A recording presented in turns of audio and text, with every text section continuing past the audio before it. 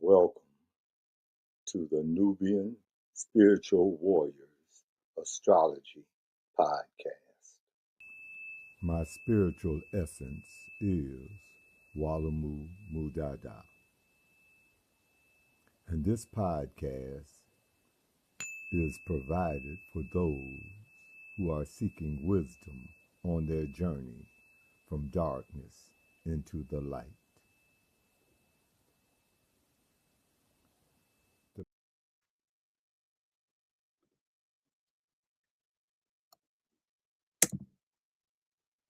Key to Star Constellations.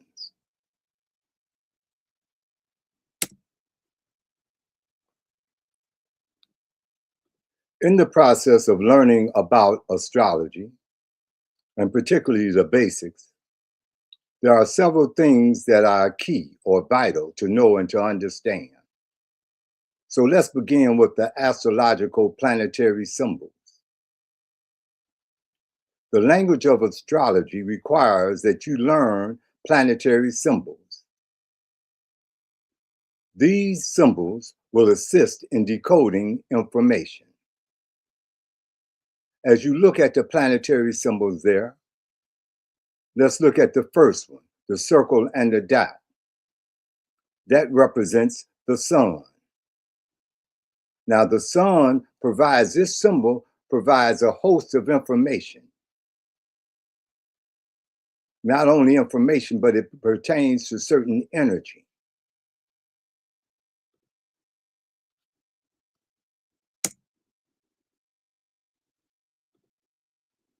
Next, the language of astrology requires that you learn astrological signs. These signs will assist in decoding information. So these signs also will provide you with a host of information. Looking at the first sign or symbol for that astrological sign. Okay, that is a symbol for the sign Aries. These are some basic symbols and signs that are instrumental in learning about astrology.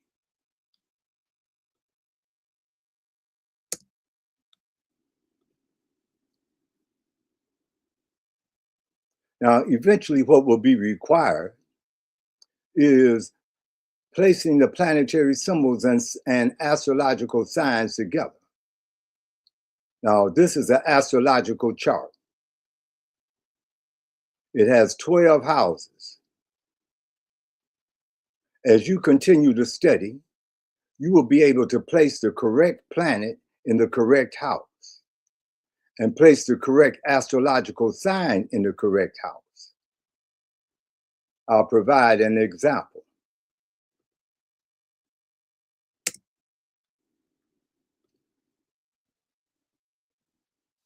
As you look at this example, you'll see that in the first house, the planet or the symbol for the planet is Mars. And the astrological sign, which is on to the left of that planetary symbol of Mars, the astrological sign is Aries. Let's go down to the second house. The planetary symbol for that second house is Venus. And the astrological sign that relates to that second house is Taurus. And so on and so forth. In your studies, you will be able to complete an astrological chart like this. Once you're able to do that, you're well on your way, but it takes practice.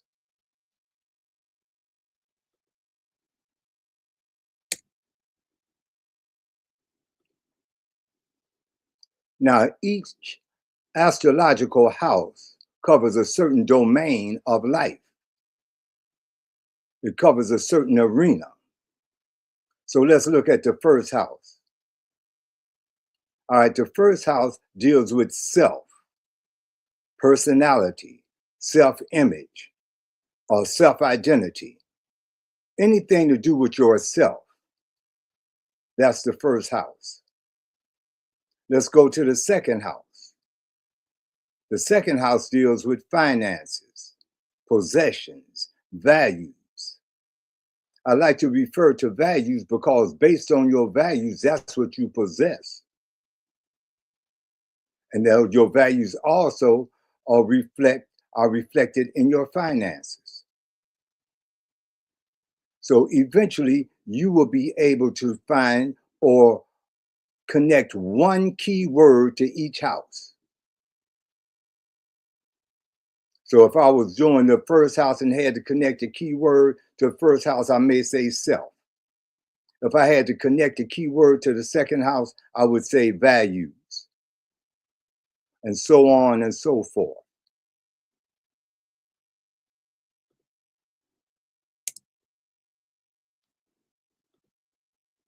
Now I'd like for you to take a look at some of the basic building blocks in the process of learning astrology. I mentioned first planetary symbols and understanding that information that's encoded in those symbols and what sign or what planet relates to each symbol. Then I'll move to the signs. Same thing with astrological signs. Say each one of those astrological signs encapsulate a certain amount of information or a certain amount of energy. So that would be part of your study as well. The astrological chart.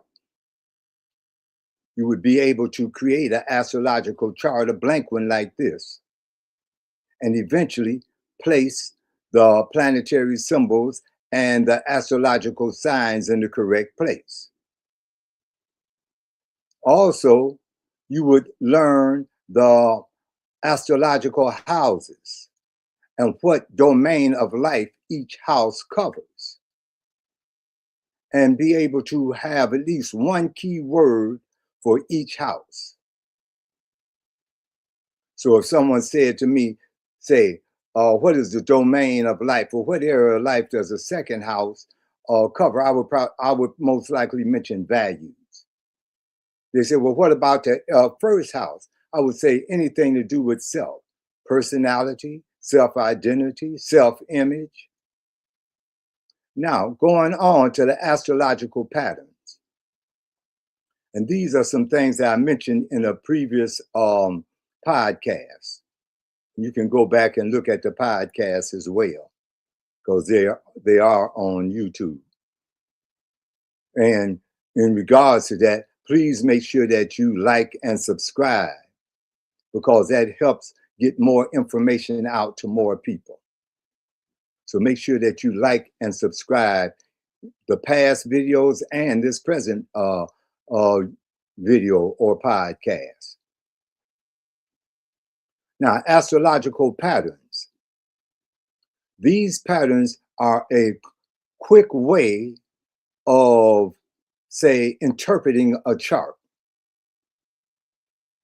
because there's about 7 basic astrological patterns that you'll see in a chart. Now, that doesn't hold true for all charts,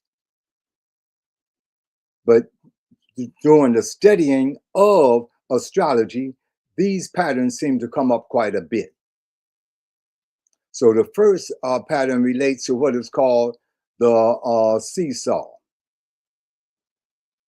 And you see a host of planets or a cluster of planets in the top part of the chart and a cluster of planets in the bottom part of the chart, you know, or it could be to the left or to the right. Either way it goes, it resembles a seesaw. Now, immediately that says that this person has a Libra type personality. Now, they may not be a Libra, but they have a Libra type personality, meaning that on their journey, their quest, they're trying to balance, say, those extremes that's represented in their chart, whatever those extremes may be. That's when you get into a detailed analysis, finding out exactly what those extremes are. Also, a basic component is the astrological aspects, which you see there. And I covered the astrological aspects in a previous podcast, and I will also be returning to that later.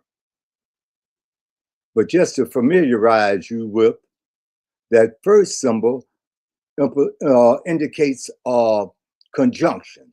That means when the planets are anywhere from 0 to 5 degrees apart. That means they're like next door neighbors, right next to each other. That second symbol look like a star. That's called a sextile, indicating that the planets are 60 degrees from each other. Now, this positioning also communicates certain information that I've touched on in the previous podcast and will do so in future podcasts as well. So make sure that you stay tuned. The square, which is the next one, is 90 degrees. Now, this is the first evidence of tension. When the planets are in a 90-degree angle from each other. The next symbol is called a trine. That's 120 degrees, where the planets are 120 degrees apart. That communicates a certain message. That communicates certain information. So as you continue on your journey, you'll learn more about that as well. And finally, the opposition, 180 degrees. Planets are 180 degrees from each other, and it looks just like the symbol that you see. So more information about that will be forthcoming as well as is in previous podcasts. So make sure you review those and like and subscribe, please.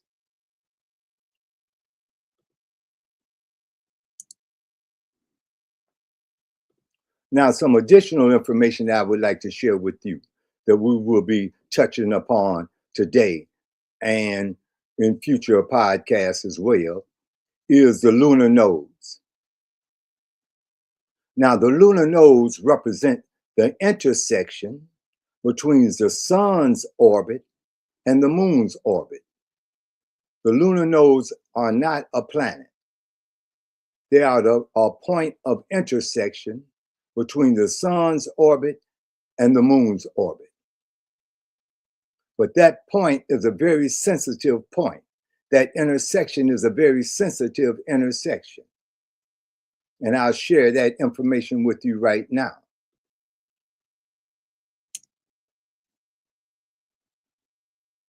The south node, which this symbol represents, the south node represents energy from your previous lifetime. It relates to what you have experienced or have experience in. These are things that you may have mastered or feel comfortable with or doing. It includes relationships. So with your south node, it's more like this is your area of comfort. This is an area of mastery or an area that you were mastering. This reflected in things that you seem to just naturally do. Just naturally do. Or it can also be reflected by someone that for the first time you meet them, but it seems like I know you from somewhere. We've met before. But this is actually, in this dimension, the first time that you met the person. But there's a connectedness, a sense of knowing each other. See, so that's the energy of the south node. In other words, in your previous life, you have done this, you have experienced this, you have worked on this. Say, for example, if someone comes in this lifetime and they're just natural at doing artwork, it just comes natural to them. Now, you still drawing stick figures and stuff like that, you know, and this is your friend. So they have no more experience in art than you do. Y'all went to the same school, took the same art classes, all that in elementary school, in middle school, but you still doing stick figures, and they doing three-dimensional figures and things of that nature. And you wonder, well, how come you not doing stick figures like me? That's all we learned. But that person just seemed to have a knack at it. That's a reflection of South Node energy.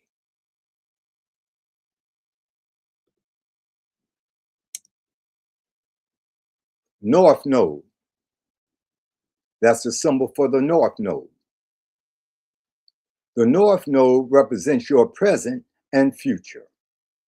This is the direction that you should be moving toward. However, the choice is yours. The result of your choice is what creates your karma for the next lifetime. So this is your North Node. In other words, you have to, in this lifetime, the North Node represents your area that you should be pursuing right now. See, this might be a new journey. So in the previous lifetime, using the same example, in the previous lifetime, you may have been, say, working in the area of art or artist. But in this lifetime, you have to become, say, an architect. See, so instead of doing drawings, now you're doing basically buildings or diagrams or things of that nature. All right? Or it may be something altogether different. But your North Node represents your present pursuit in this lifetime. Now, we're going to begin to put some of these things together. This information, we're going to synthesize some of this information just on a basic level. So I have a couple of people here with me today, Sister Love and Brother. Okay. Vibrations. Yeah, Vibration. Vibrations. So we got Sister Love and Brother Man with us, and we're going to take a look at a chart. And they're going to help, and we're going to work together in analyzing some basic information in that chart. Now, as you are observing, I want you to do the same thing. I want you to look at it and begin to analyze some of the basic information in that chart. So first, I'm going to go to the chart and just take a minute for everybody to look at it. So take a minute just to look at it. See what may be familiar with, that you see. See things that may not be familiar. And then in just a moment, we're going to begin to analyze that chart or interpret that chart. We'll do that collectively with the help of Sister Love, Brother Man, myself, and you.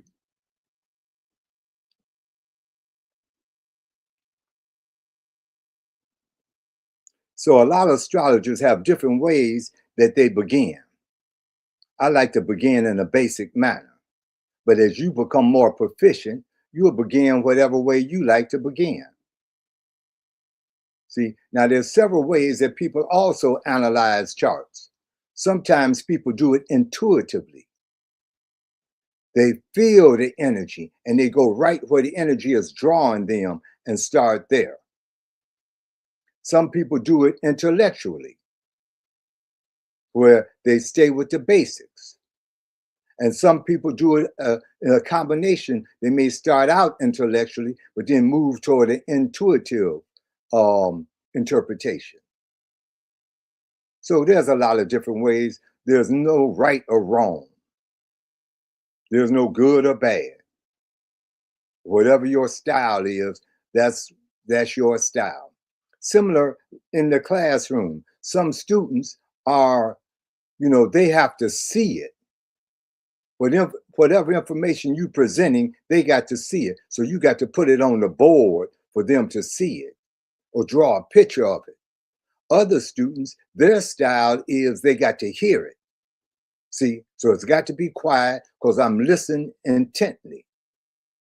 Other students are kinesthetic learners. That means they got to put their hands in it. They got to get into it. They got to get some body movement going on for it to begin to penetrate. So everybody has their own style, so there's no right or wrong. So for today, I like for us to begin with the first house. So there's a sign in that first house.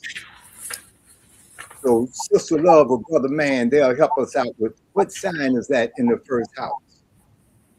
That would be Aries. That's Okay. in the first house. So that's Aries in the first house. Now, some of you at home recognize that as well. Okay.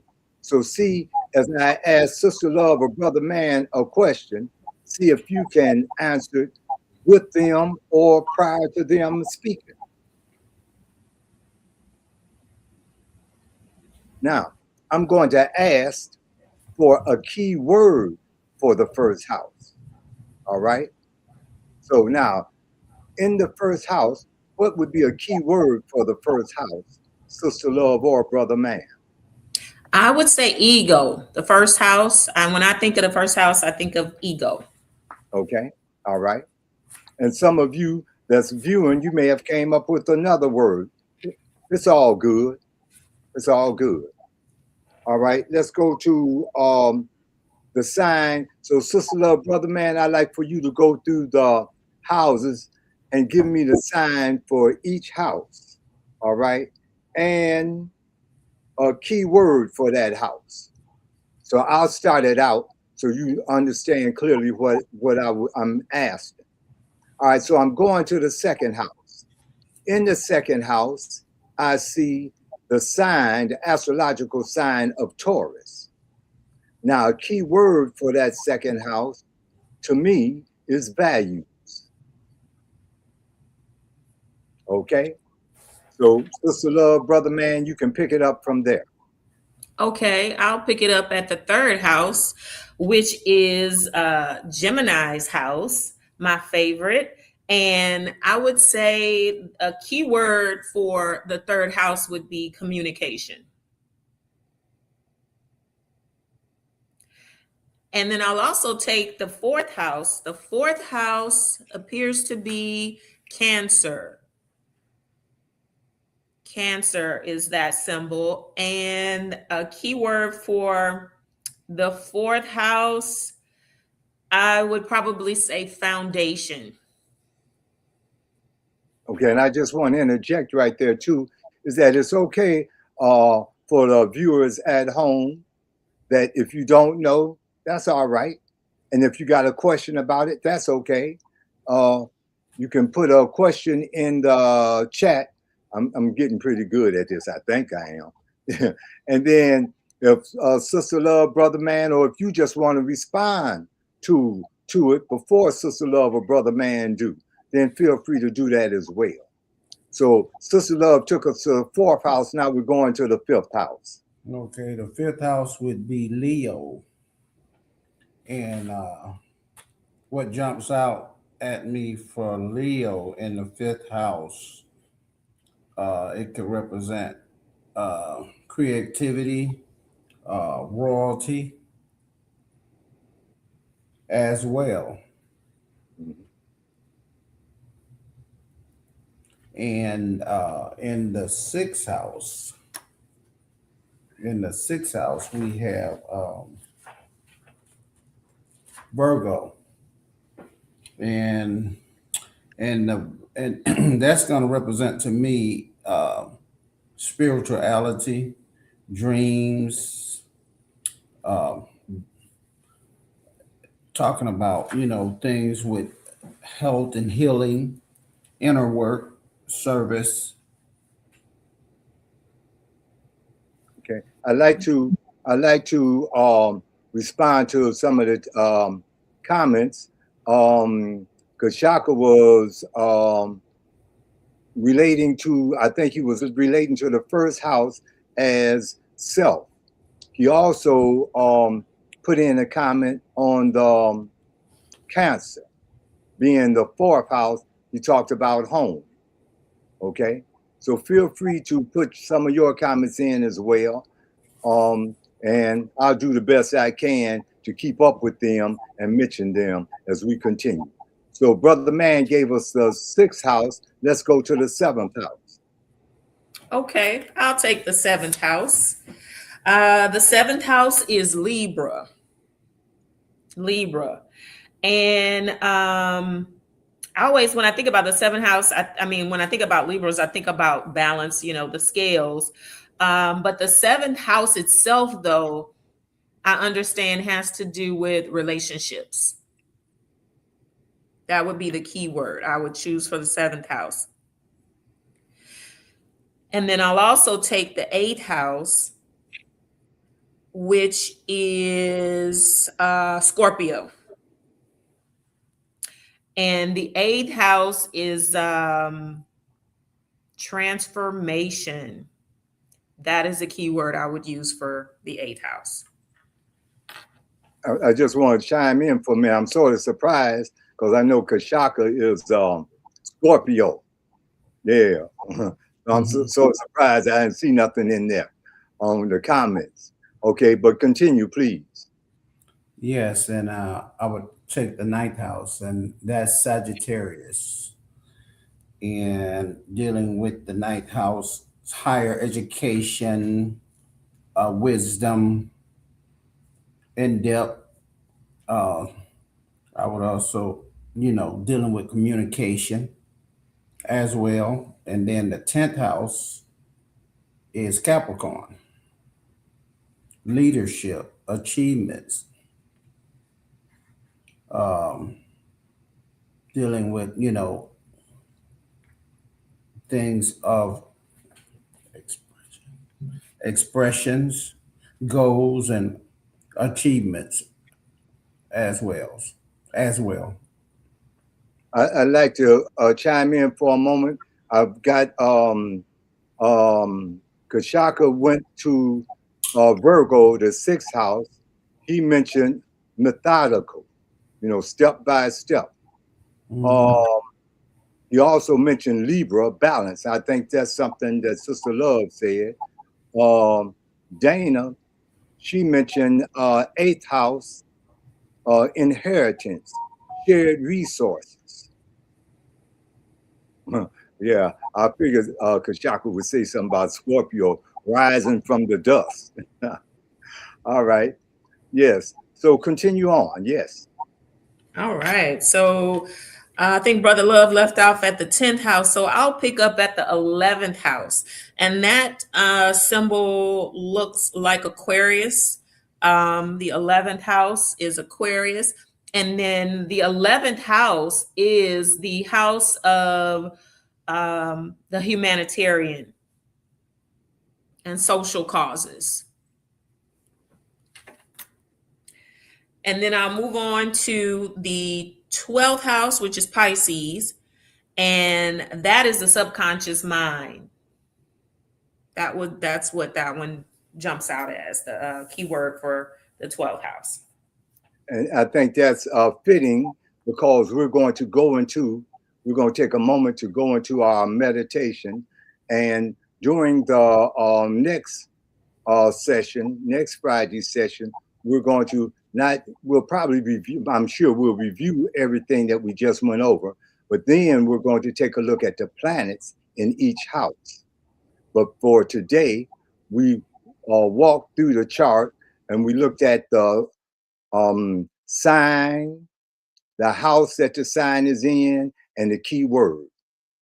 Now, next week, we'll just step it up a little bit. And each week, we'll just add a little something to it and give you enough time to do your own studying at home. Okay. But she said unconscious or subconscious mind or something of that nature. So we're going to step into that right now. Assume the position. It may be with your feet flat on the floor and your spine erect. It may be in a yoga position. Whatever position you assume, your spine is erect. Now gently close your eyes, for you are going on an inner journey. And this inner journey begins with the breath.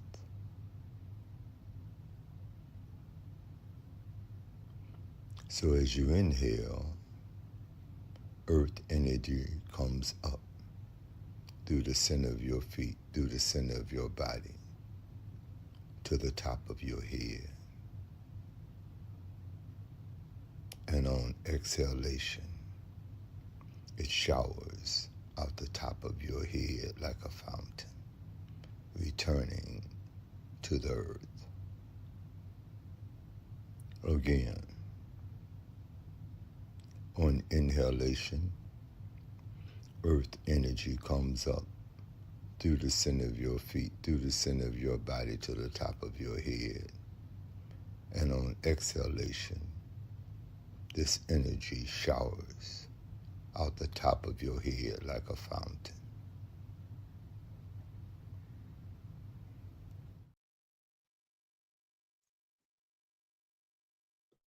Key 2, Star Constellations. Key 2, Star Constellations is a family affair. As a family or an individual, learn the ancient science of astronomy, astrology, numerology, and sacred geometry. The lessons are basic and engaging for all ages. They are insightful and empowering. Key 2, Star Constellations.